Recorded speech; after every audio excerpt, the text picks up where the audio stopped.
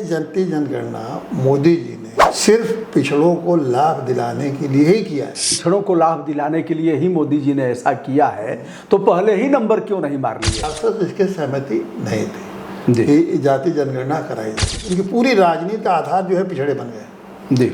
और पूरी राजनीति का आधार का मतलब है कि उन्होंने पिछड़ों सबसे ज़्यादा इसमें पार्लियामेंट में जो लोग हैं वो पिछड़ जाते होंगे। 27% से इनकी ज़्यादा संख्या ऐसा मानते हैं। अब जिस दिन 52% उनकी संख्या आ जाएगी तो वो कहेंगे ना कि हमारी संख्या के हिसाब से हमको हमारी संख्या ज़्यादा है तो मुझे आरक्षण। फायदा किसका हो रहा है? पिछड़ों का। जी। पिछड़ों में किसका? जो आगे की जातियां, सभी पिछड़ जातियों को नहीं जी। पिछड़ों में भी जो मजबूत जातियां हैं, जिसको कि आप अगड़ी, पिछड़ों में भी अगड़ी जातियां जो जी, जैसे यादव है, कुर्मी है, ये है, हाँ, जो संपन्न है, जो संपन्न है, जो संपन्नता के नाते जी, तो उन लोगों को फायदा होगा। उसमें भी सभी पिछड़ों जाति को नहीं फायदा।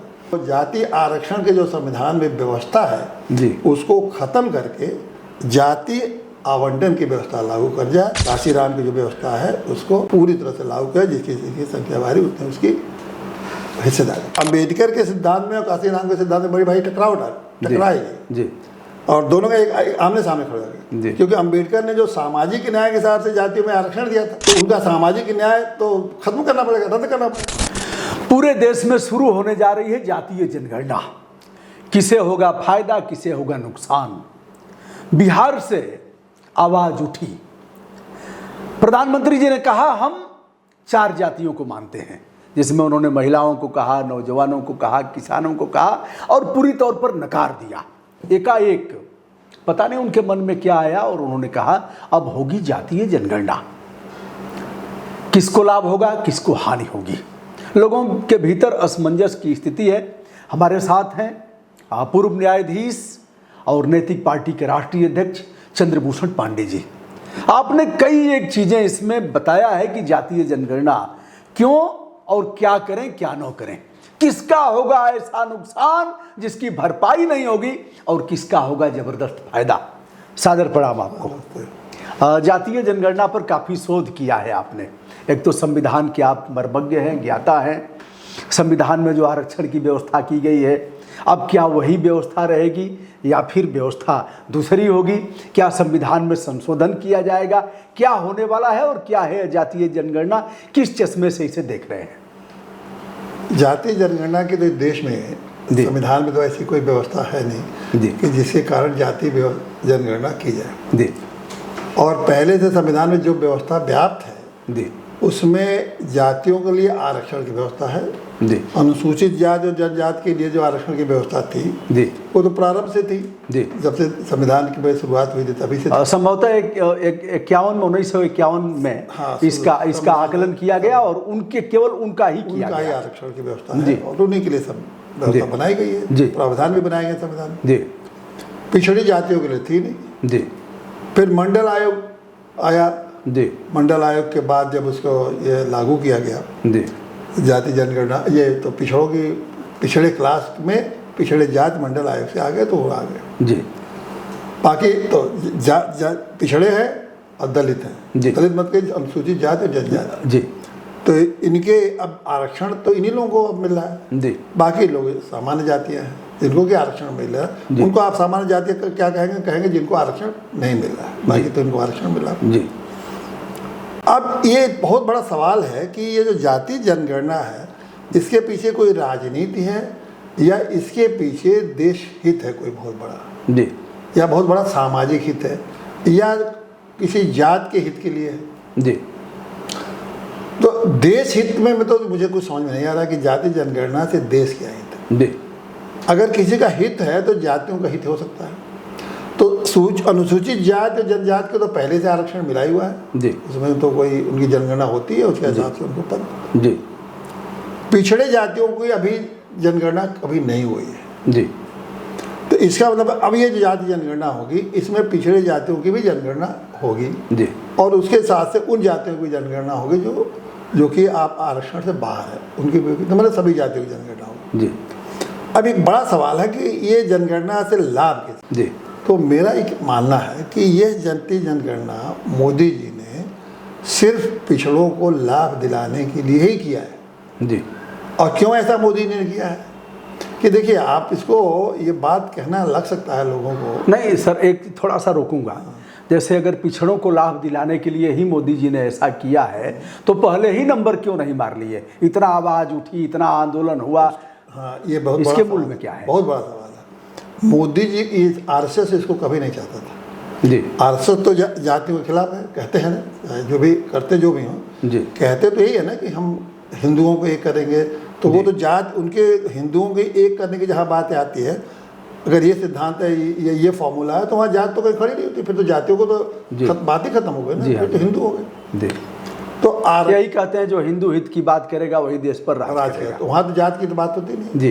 तो मुझे लगता है कि आरएसएस इसके सहमति नहीं थी कि जाति जनगणना कराई जाए। जी। अब मोदी जी की इच्छा तो थी, क्योंकि आप देखिए जब से मोदी जी हुए हैं, सत्ता में आए हैं, खास करके प्रधानमंत्री वैसे पहले से भी थे, तो अब आप देखिए पूरे देश में क्या स्थिति बन गई कि उनका झुकाव किधर है। उनकी पूरी राजनीति का आधार जो है पिछड़े बन गए जी।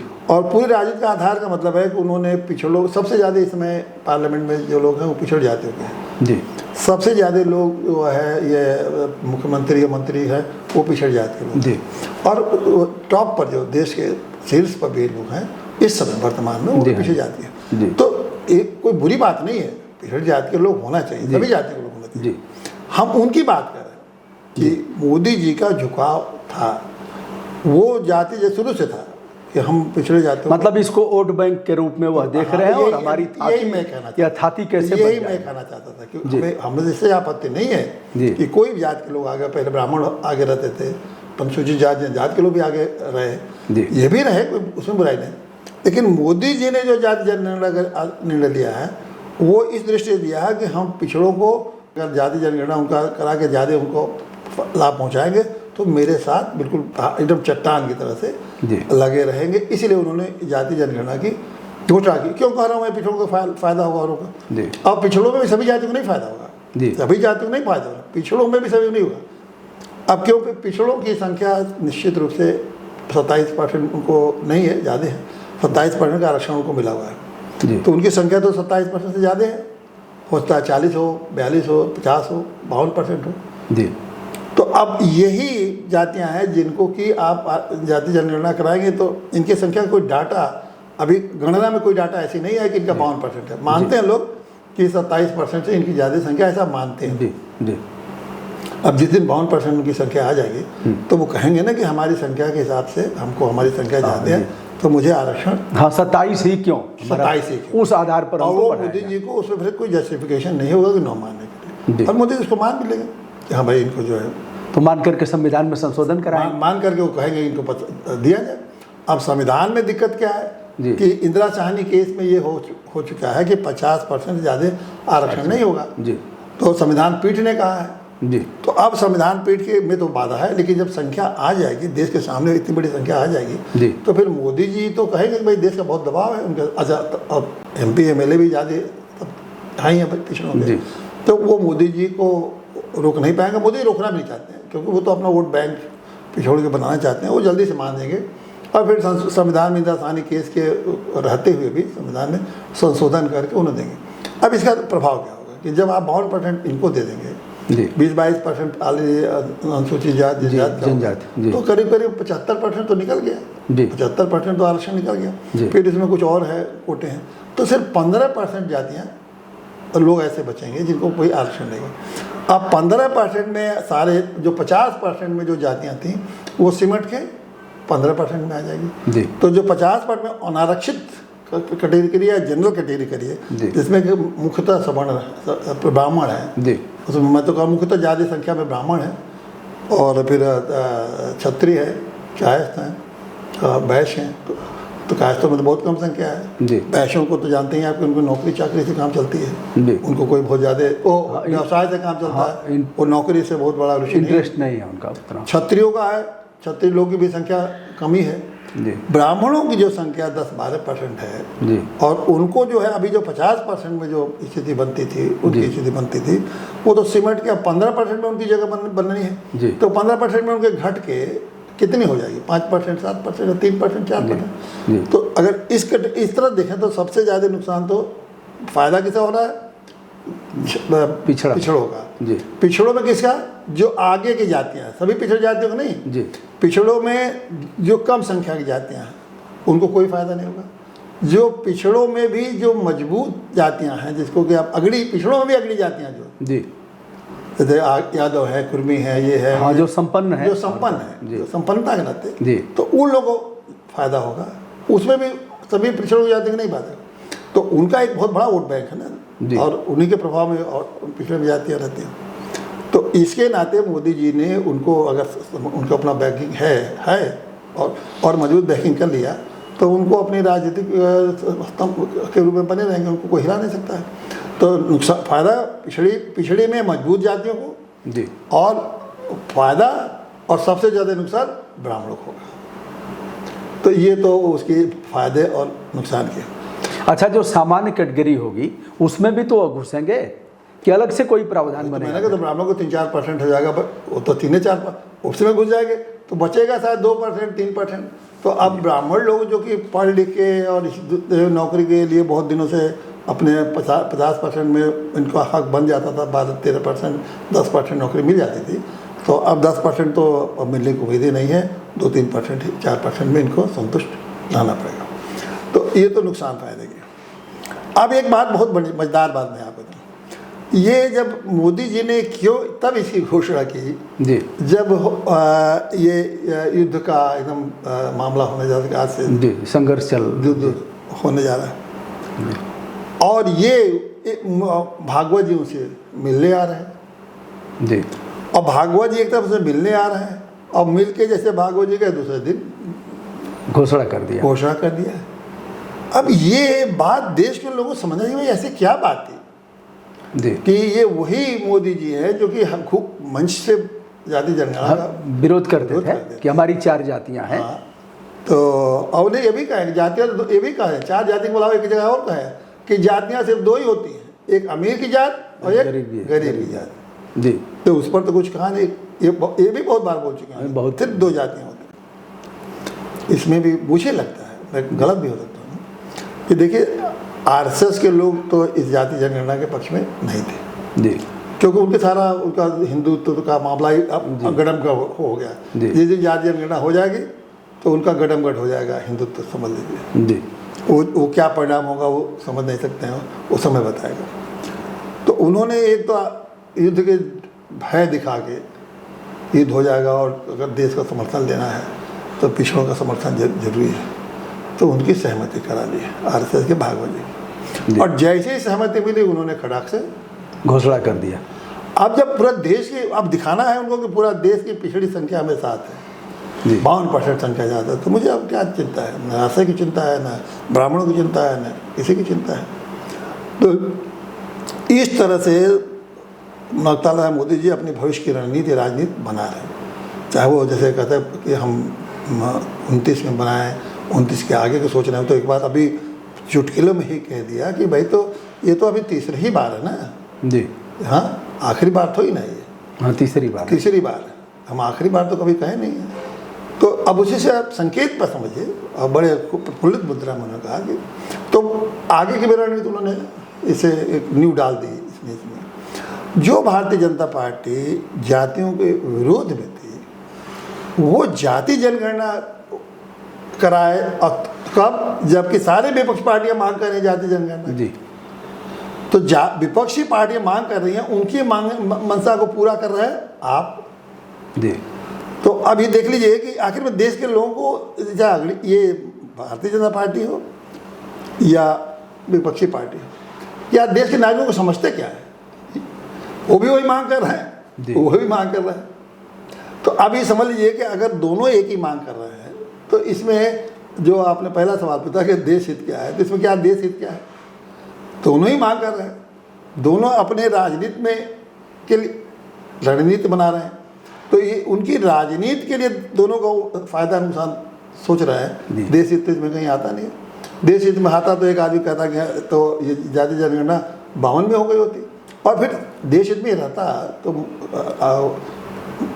वो संविधान में व्यवस्था की गई होती ना कि जाति की आधा जनगणना होगी, या मेडिकल जो शेड्यूल कास्ट के लिए बात कह रहे थे, उन्होंने तो कहीं संविधान में इस बात का उल्लेख किया नहीं कि जाति जनगणना हो। तो मैं समझता हूँ कि बिल्कुल राजनीति और मोदी जी की वही अपने को मजबूत करने के लिए जो व्यवस्था, जब समझ में आ गया अनुकूल व्यवस्था होगी तो उन्होंने इसकी घोषणा। सर, एक सवाल खड़ा यह हो रहा है कि ठीक है, पिछड़े वर्ग की भारी संख्या हो जाएगी और इसमें कोई दो राय नहीं है, फिर वह उसी आधार पर मांग भी करेंगे, लेकिन जो अत्यंत पिछड़े हुए हैं, जो आज तक जिन्हें नौकरी नहीं मिला, आरक्षण का लाभ नहीं मिला, और जैसे ही नौकरियां आएंगी, जैसे ही लाभ आएगा, तो जो ऊपर पहुंच चुके हैं, जो घर छोड़ करके प्रोफेसर हो गए, रीडर हो गए, न्यायिक सेवा में चले गए, IPS IAS हो गए, और वह गांव छोड़ दिए, उनके बच्चे अच्छे स्कूल में पढ़ रहे हैं, अच्छी कोचिंग प्राप्त कर रहे हैं, नौकरियां तो वही ले लेंगे, फिर उनका क्या होगा?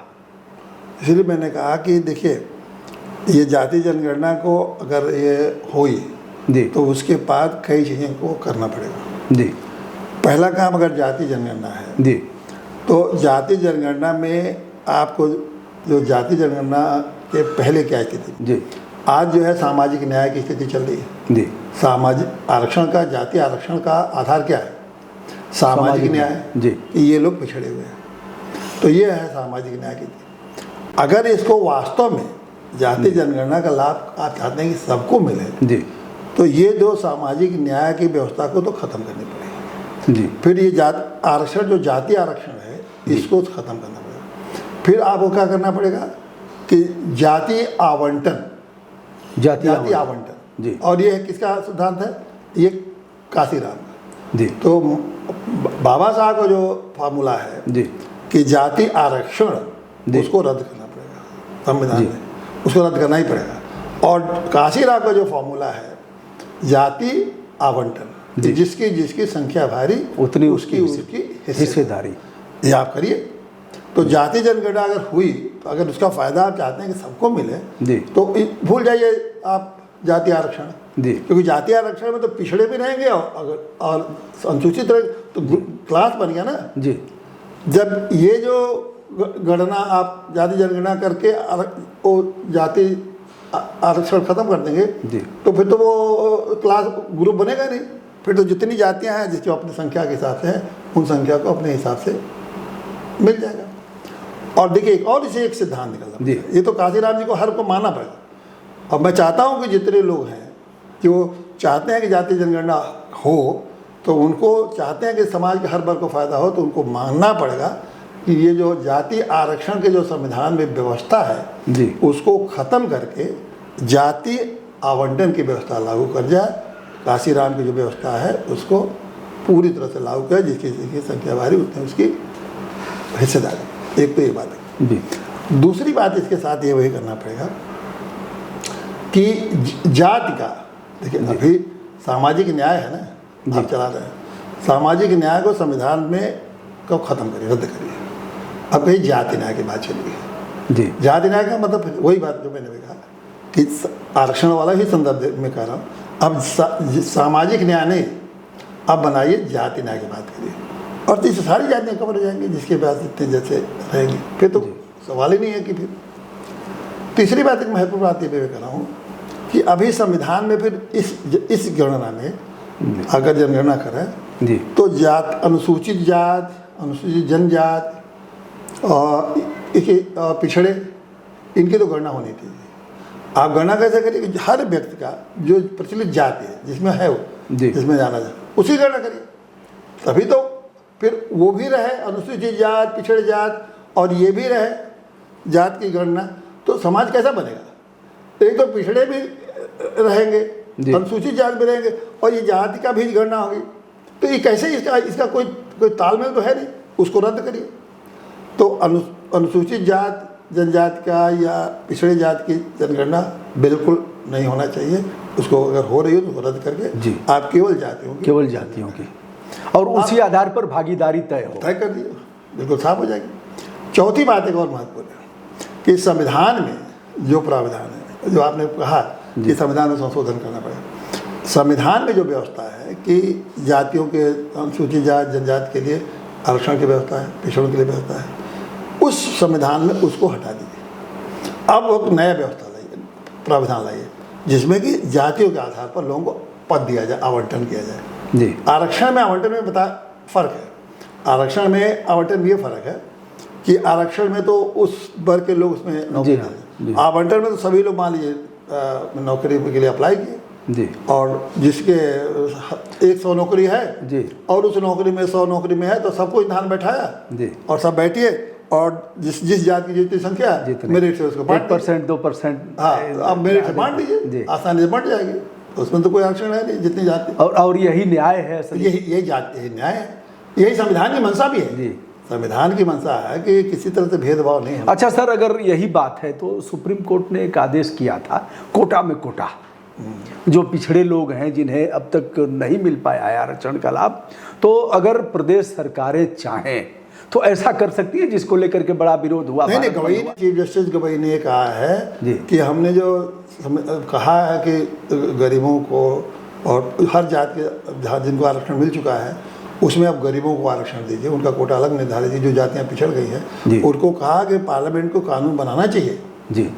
तो ये तो बड़ा अच्छा मौका है कि जो जाति जनगणना हो रही है तो इसमें उनको खत्म करो जी। अब कहो भाई हम उससे भी आगे बढ़ के काम करेंगे, तो हम तो बिल्कुल अब जाति तो मतलब यह जो मांग कर रहे हैं और जातीय जनगणना अब होगी तो नेता लोग अपना सीना चौड़ा करें और जिनको मिल गया है, संतृप्त हो गए हैं, वह ईमानदारी से कहें कि अब हमको नहीं चाहिए। वही देखिए, नहीं कोई नेताओं की इच्छा क्या है? जो जाति जनगणना इसलिए नहीं हो रही है कि सबको न्याय देना है, जाति जनगणना इस कि पिछड़े हम बने रहें जी, पिछड़े बने रहें और अगड़ों के पास जो सीट है वो ले ले, बस ये है, अपनी संख्या दिखा कर जी। अनुसूचित जाति के लोगों को तो कोई है नहीं, उनको बता है ही है उनके पास जी। तो ये लोग ये नहीं कि देश के सभी लोगों को दिलाए, वो तो अपने लिए ये मत समझिए कि जितने ये लोग कह रहे हैं कि सबको दिलाना होता तो वो 1 मिनट में कहेंगे कि आरक्षण खत्म करिए।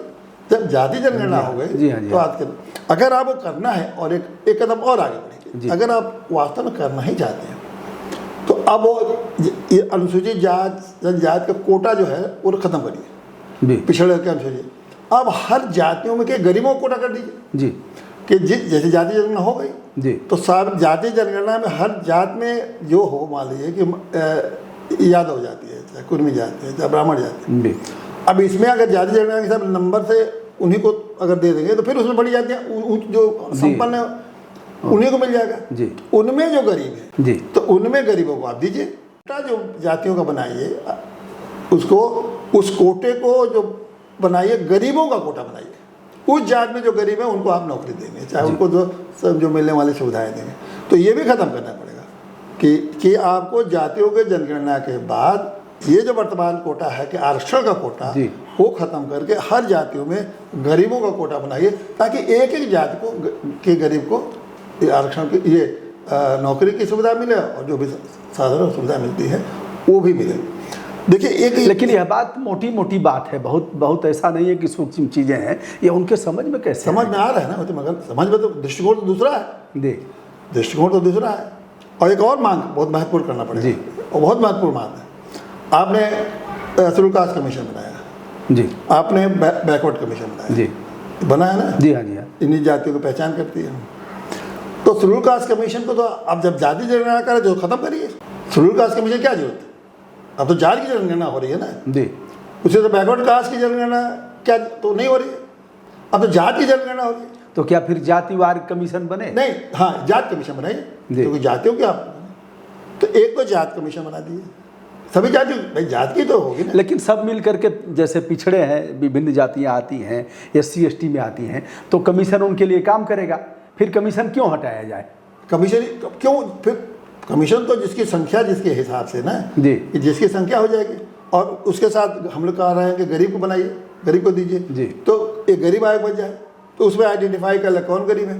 तो आपका उद्देश्य है ना कि प्रत्येक नागरिक को जो उपेक्षित है, चाहे साधन संपन्न नहीं हो पा रहा है, उसी को देना है ना, आगे बढ़ाना है जी। आज कुछ लोग कहते हैं भागीदारी तो हो ही रही है जी, भागीदारी तो इससे तो सभी जातियाँ हो जाएगी। अभी तो जो भागीदारी तो कुछ जातियाँ छूट गई थी अभी तक, इनकी भागीदारी हो जाएगी, तो भागीदारी तो समस्या तो रहने की।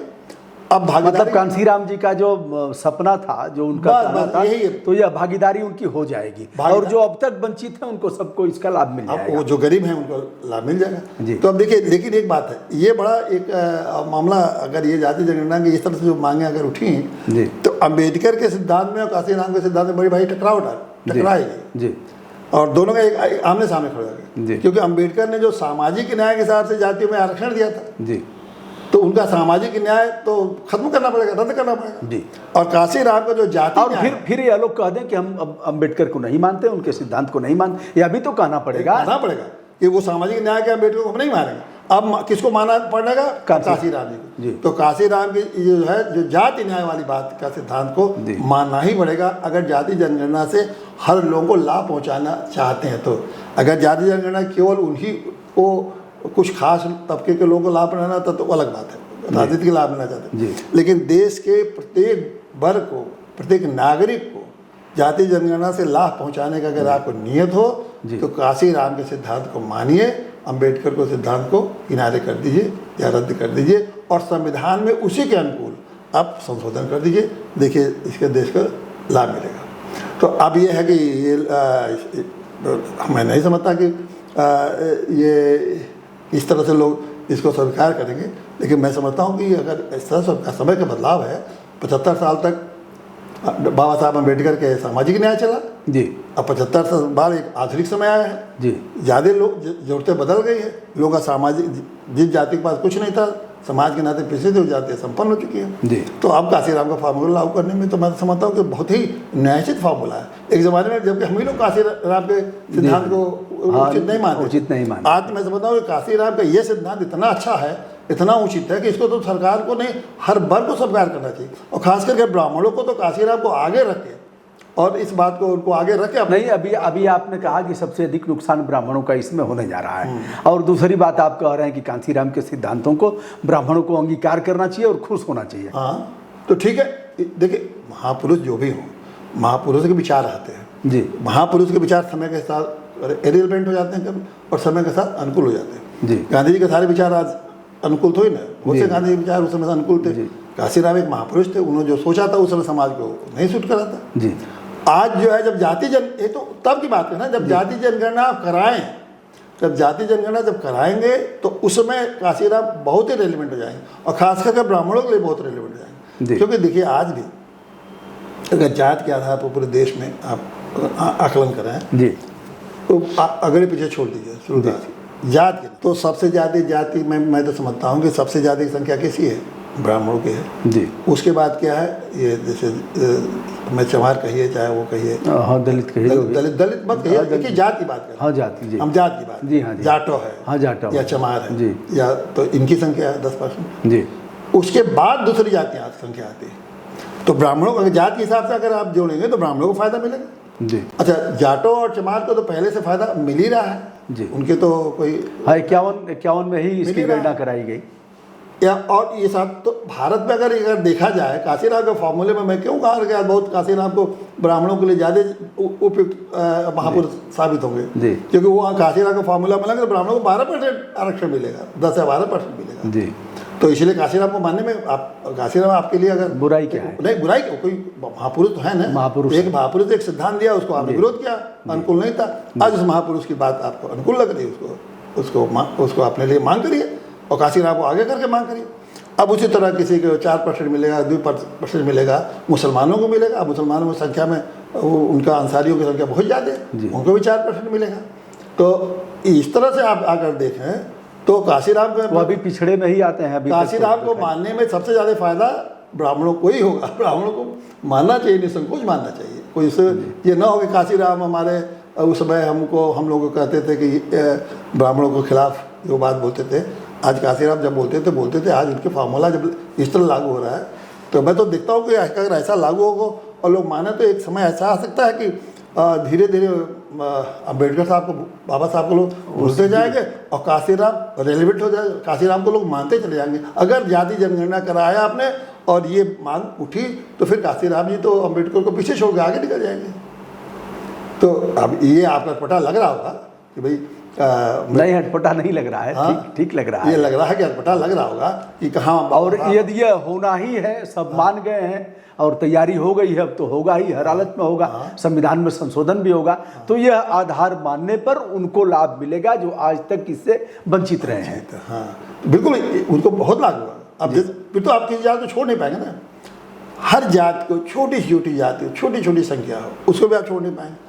आज तो पिछड़ों में जो लोग कह रहे हैं, पिछड़े के नाम से अगर है चला रहे हैं कि पिछड़ों को लाभ करेंगे, सिर्फ मैंने 2-4 जाति जी हाँ वही पिछड़ों में छोटी छोटी जातियाँ जिनकी संख्या 20 लाख है, 2 लाख है, 1.5 लाख है, कुम्हार हैं, हाँ बहुत छोटी छोटी जाति, बढ़ई हैं, बहुत शायद ही कभी पूरे खोज जाइए तो उनको इससे तो जाति जनगणना से और पिछड़ा कभी जनगणना के अंदर रखेंगे उसको तो कुछ भी फायदा नहीं होगा। फिर यही लोग 52% संख्या भले हो जाएगी लेकिन वो तो वहीं करा जाएगा। उनको तो जाति जनगणना से वही काशीराम वाले फार्मूले से उनको फायदा होगा, समझे आपने जी। और काशीराम के फार्मूले से वो फिर उनको हम मान लीजिए 1 लाख में एक IAS बन गया जी, लेकिन नौकरियां तो अलग बात है, लेकिन सुविधाएं जो मिलती हैं जी हाँ जी हाँ, तो जात के अलावा जो सामाजिक बहुत सारी सुविधाएं भी तो हाँ मिलती हैं, सरकारी योजनाएं हैं, योजनाएं तो वो लाभ तो मिलते जाएंगे और नौकरी का भी लाभ मिल जाएगा। तो हमारे जिस मान ली कोई 5 लाख जाति संख्या है, अगर उसमें एक IAS बन गया तो उनको एक गौरव होगा कि नहीं, उनका एक मंत्री बन गया, उनका एक MLA बन गया।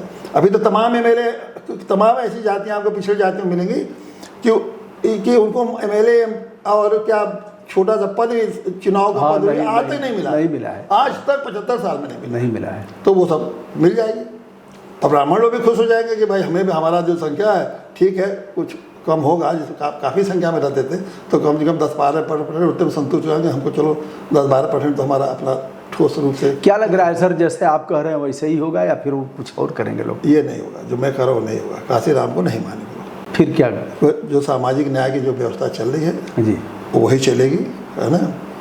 और उसमें क्योंकि जैसे मैंने बता दिया कि अगर मोदी जी का जो दृष्टिकोण है कि हम पिछड़ों के नेता बने रहें, हमारे पिछड़ों को बेसिस बना है जी, उनका वोट बैंक अपना पर्सनल वोट बैंक है जी, बाकी लोग तो उनको और सपोर्ट करते ही हैं, तो वो क्यों चाहेंगे कि इस तरह का काम हो। लेकिन आज जैसा कि आप बता रहे हैं chief justice of India BR Gavai का कहना है जो आज आप उद्धृत कर रहे थे, और आप कह रहे हैं तो अगर ऐसा होता है तो मामला कोर्ट में भी जाएगा। हाँ देखिए, अगर पहले मैं तो खुद भी ले जाऊँगा, पहले आप अगर ये होता है जाति जनगणना की अधिसूचना जारी हुई तो मैं तो खुद ही एक PIL करूँगा कि भाई जाति को पहले डिफाइन करिए जी कि क्या जाति है। जैसे उदाहरण के लिए आप जी कि ब्राह्मणों में कितनी जातियाँ हैं, 250-300 जातियाँ हैं जी, शुक्ला है, पाणे हैं, तिवारी हैं, दीक्षित हैं, पाठक हैं और भी उपजातियाँ हैं। हाँ, तो एक उदाहरण के लिए ब्राह्मण जी हाँ। अब आप जब जाति जनगणना होगी तो आप क्या बताएंगे अपना? दुबे लिखेंगे जी, हम पाणे लिखेंगे हमारे, तो दुबे पाणे को ये व्यवस्था जो जनगणना में तो दुबे कितने हो गए, पाणे कितने हो गए, एक ही जात का लिखा जाएगा जी, तो दुबे पाणे हो गए कहीं 1 करोड़ आ जाएंगे, दुबे हो जाएंगे 50 लाख, कहीं पाठक हो जाएंगे 20 लाख, तो ये तो जनगणना नहीं है ना जी जी। तो पहले तो आप जाति जनगणना बताइए कि भाई जाति को किसको आप जात मानते हैं जी, तो जातियों में अगर ब्राह्मण है तो डिफाइन करिए कि ब्राह्मण कौन होंगे, है ना। अगर हम सब ब्राह्मण लिखेंगे तो 12% का लाभ मिलेगा, अगर पाणे तिवारी लिखेंगे अपना जनगणना में तब तो किसी कुछ लाभ नहीं मिलेगा। हाँ जी, कि तो वो मनसा तो जाति जनगणना की या संविधान की तो वही नहीं सकती कि आप ऐसे। तो पहले तो पहले जाति को डिफाइन करिए कि जाति को इसको आप माने। उसी तरह पिछड़े में तो आप जैसे आपने ब्राह्मण लिख दिया इधर, पिछड़े में तो बहुत सारी जातियाँ हैं, 50 जातियाँ हैं, उनको कैसे लिखेंगे? सबको पिछड़ा लिखेंगे? तो जब सबको पिछड़ा लिखेंगे तो फिर जाति जनगणना क्या हुआ? मतलब क्या हुआ उसका? मतलब क्या हुआ? अगर तो उनको पिछड़ा लिखा, वो तो था ही, वो है ही है। तो वो जनगणना से चाहते क्या है? देखिए मनसा, देखिए घुमा फिरा के ही आगा कि इसकी राजनीतिक मंशा है, वो तो है ही है। तो अगर वो तो वहाँ भी लिखवाइए, यादव कितने हैं, कुर्मी कितने हैं, कितने हैं, और भी तभी तो जातीय जनगणना, तो सबको लिखवाइए। और यहाँ डिफाइन, और उसी तरह से कास्ट हैं, ये है। जब तक देखिए आपका उद्देश्य क्या है, आप हर जाति को फ़ायदा देना चाहते हैं, उस जात से आपको एक जाति का एक डिफाइन करना पड़ेगा कि जाति क्या है। और जब तक जात के लिए डिफाइन करते मैं समझता हूँ कि जनगणना की तरह से होगा। तो मैं तो खुद ही नोटिफिकेशन आने दीजिए, हाई कोर्ट में PIL करूँ। लेकिन उम्मीद की जा रही है कि ये लोग उसी तरह से करेंगे जैसा आप कह रहे हैं। जब राहुल की जाति पूछी गई, उनके मिनिस्टर पूछ रहे हैं कि किस जाति में आते हैं, तो इसका मतलब कि ठीक से करेंगे। नहीं तो अब जैसे ये बड़ा भारी सवाल है, अगर जात की व्याख्या आप नहीं करेंगे जी, जात की व्याख्या अगर आप नहीं पहले करेंगे जाति जनगणना के पहले, तो राहुल का उदाहरण लिया आपने, तो राहुल की जात परिवार में कैसे जात का गणना हो गया? राहुल की जात के हैं, उनके माँ किसकी जात के हैं जी, उनके सबका लिखना पड़ेगा ना। लिखना तो पड़ेगा। वो अपने मन से तो नहीं लिख देंगे, कोई फॉर्मूला होगा ना। हाँ जी हाँ कि जैसे कि आदमी पति पत्नी है, जैसे मैं एक ब्राह्मण हूँ जी। तो छत्री से वाले उसका विवाह हुआ, किसी ब्राह्मण छत्री का, जी। उसका बच्चा पैदा हुआ, उसका बच्चा पैदा हुआ यादव से शादी किया, जी। हाँ उसका यादव से निकला हुआ तो कोई दलित से शादी कर लिया। तो अब एक ही परिवार में कई जातियाँ हुई ना, तो अब इसको आप डिफाइन करेंगे ना जी कि भाई एक ही परिवार में 10-12 जातियों के लोग आ गए, जी तो वो सारे बच्चों कौन किस जात का माना जाए, इसके लिए कोई कानूनी व्यवस्था बनाएंगे? नहीं बनाए। जी हाँ जी हाँ हम तो नहीं समझते हैं कि अभी तो कोई लग रहा है कि कैसे कानूनी व्यवस्था, तो वो राहुल गांधी वाला फॉर्मूला कम से कम केवल राहुल गांधी के परिवार में नहीं लागू होगा, जी वो तो तमाम फार्मर हैं। और आप मुसलमानों को मान लीजिए, मुसलमान है, मुसलमानों के में परिवार में जाके शादी हो गया और वहाँ जाति आप कहते हैं मुसलमानों में जाति नहीं हुई, तो फिर वहाँ के बच्चों को जाति जनगणना का लाभ कैसे मिलेगा? जाति क्या आप फायदा दे रहे हैं? तो मान लीजिए एक परिवार में मुसलमान से शादी हुई, एक परिवार में दलित से घर शादी हुई, एक परिवार में छत्री से हुई, तो अब उस परिवार में जब कई तमाम शादी गडम गडम हो गई है। अब एक तरफ तो आप अजीब इस देश के लोगों का जो हमारे पॉलिटिक्स की सत्ता से जा सकते हैं, एक तो आप कहते हैं कि भाई जात अंतर जाति शादी करो जी, और अंतर जाति शादी करने के उत्तर प्रदेश में तो पैसा भी मिलता है, जाति तोड़ो समाज जोड़ो, समाज जोड़ो, ऐसे एक तरफ तो ये चल रहा है, और अंतर जाति शादी करने के पैसा भी मिलता है, जी, है ना? जी हाँ जी। अंतर धार्मिक शादी करने के एक तरफ पैसा भी मिलता है जी। तो एक तरफ तो ये फॉर्मूले चल रहे हैं और उसके बाद जाति जनगणना कराएं। तो अगर मैं तो मतलब जाति जनगणना करने वाले हो जाएंगे और अगर 10 परिवार में 10 जातियाँ बता दी तो बिल्कुल वो सब अपना कागज पत्र पोथी बांध के भाई पहले तो इसका समीकरण करी कि हम किसको किस जात का लिखें, हाँ कि किस जात का हम लिखेंगे। राहुल गांधी का ही मॉडल ले लीजिए पूरे देश में, जी हाँ जी हाँ बता दे लोग कि किस जात का किसको लिखेंगे। अगर वहाँ राहुल गांधी में के फॉर्मूले में नहीं चल रहा है ये फॉर्मूला, तो फिर देश में भी नहीं चल सकता। हाँ नहीं चलेगा। हाँ? और ऐसा है, ऐसा आप बहुत तेजी हर से गांव में मोहल्ले में गांव में हालात छोड़िए, अर्बनाइजेशन जब से हुआ शहरों में लोग जब आए जी हैं हाँ जी। तो इतना तेजी से ये हुआ है। ये गांव में तो अभी आप जनगणना कर पाएंगे, शहरों में कैसे कर पाएंगे?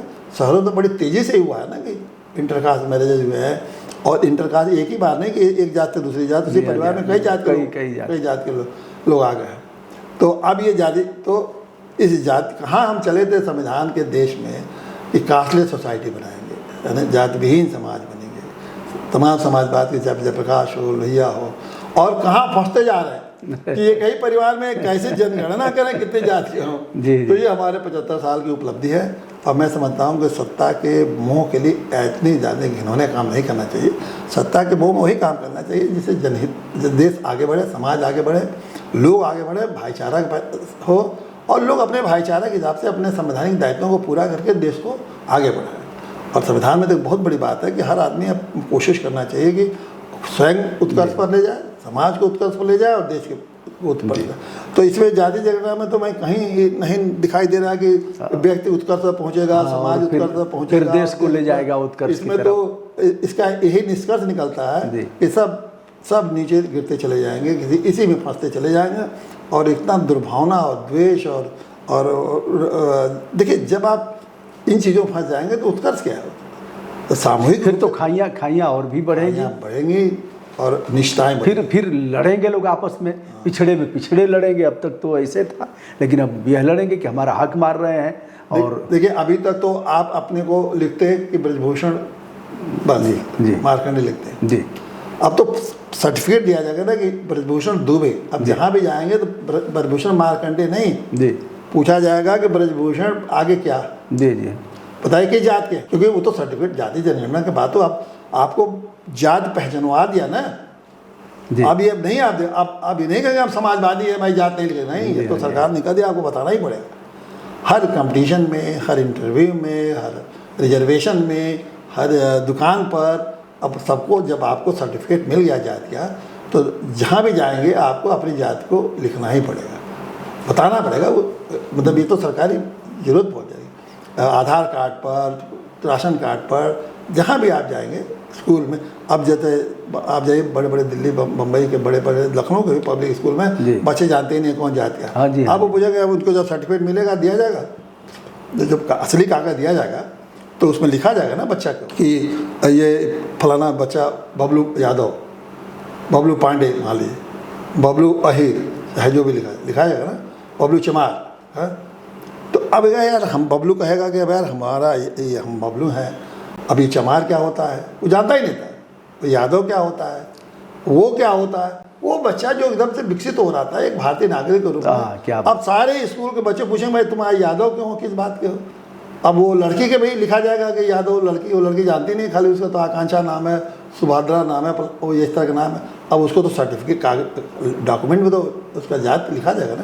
अब इन पूरी आने वाली पीढ़ियों को ये अपने राजनीतिक स्वार्थ के लिए बर्बाद करके ये लोग रख देंगे। भगवान भला करे। और देश को कि जाति जनगणना के बाद एक ज़बरदस्त आंदोलन करके ये हुआ कि भाई जाति जनगणना हो तो आपको संविधान में ये व्यवस्था करिए, और नहीं तो जाति जनगणना हम लोग नहीं करेंगे। बहुत बड़ी बात छन करके आई दोस्तों। महीने महीने साल बाद साल 2 साल लोग एक साथ रह जाते हैं और कोई अब पूछता भी नहीं था कि आप किस बिरादरी के हैं, किस जात के हैं। धीरे धीरे ये चीज़ें ख़त्म हो गई थी, लेकिन फिर हमारे राजनेताओं ने एक बार फिर से जातीय जहर घोल करके समाज को टुकड़ों टुकड़ों में विभक्त करने का काम किया है। सच बात यह है कि उसके टिफ़िन का हुआ खाता था, उसके टिफ़िन का हुआ, और बच्चे नहीं जानते थे। हम भी नहीं पूछते हैं, कभी बहुत दिन रह जाते हैं साथ में, नहीं पूछते हैं किस बिरादरी के किस जात के हैं। लेकिन यह बहुत दुखद पक्ष है, देश कहाँ से कहाँ जा रहा है। सिर्फ राजनीति के लिए, राजनीतिक सत्ता में बने रहने के लिए, क्योंकि वो जात के लोगों को एक चस्का लग गया है कि जात के लोग अभी जात, क्योंकि देखिए भारतीय राजनीति की सच्चाई है, खास करके उत्तर प्रदेश बिहार कि यहाँ की राजनीति शुरू ही जात से होती है और जात पर खत्म होती है। तो कितनी अच्छी बात है। नैतिक पार्टी के हम लोग हैं, हम लोग इस पर संवैधानिक नैतिकता की बात करते हैं, कितने भी संवैधानिक नैतिकता की बात करते हैं, लेकिन शुरुआत जब भी आप वोट की राजनीति में जाएंगे तो वो शुरुआत होती है जात से ही। तो उसी का ही फ़ायदा उठा रहे हैं। जबकि हम लोग तो ये कहते हैं कि भाई संविधान के जो आपके कर्तव्य अधिकार का पालन करिए, उससे आगे बढ़िए, उससे आगे। इससे बड़ी चीज़ क्या है? बड़ी भारी ताकत दिया है संविधान ने, मौलिक कर्तव्य दिया है, मौलिक अधिकार दिया है। इससे बड़ी कोई चीज़ नहीं होती है, हर नागरिक को दिया है। इससे आगे बढ़ी। अब उनको आप जात में फंसा के उनको एक ऐसे दुर्गम खाई में डाल रहे हैं कि वो बेचारे उससे पहले निकले तब ना आगे बढ़ेंगे। तो क्या उत्कर्ष करेंगे? क्या आप समाज का उत्कर्ष करेंगे? क्या देश का उत्कर्ष करेंगे? दोस्तों यह चर्चा कैसी लगी आप बताइएगा। हम थे आज श्री चंद्रभूषण पांडे जी के साथ, जो न्यायिक सेवा के अधिकारी रहे हैं और गवर्नर के लीगल एडवाइजर रहे हैं, संविधान के विशेषज्ञ हैं और नैतिक पार्टी के राष्ट्रीय अध्यक्ष हैं। आज एक लंबी चर्चा हुई। आपके कमेंट विनम्रता के साथ आमंत्रित किए जाते हैं। किसको लाभ होगा, किसको हानि होगा, क्या करना ठीक रहेगा और आपके दायित्व क्या हैं, कैसे उनको लाभ मिलेगा जो अभी तक वंचित हैं, आप बताइएगा। हम आपके कमेंट का इंतजार करेंगे। आपने हमें समय दिया, बहुत बहुत धन्यवाद। प्रणाम।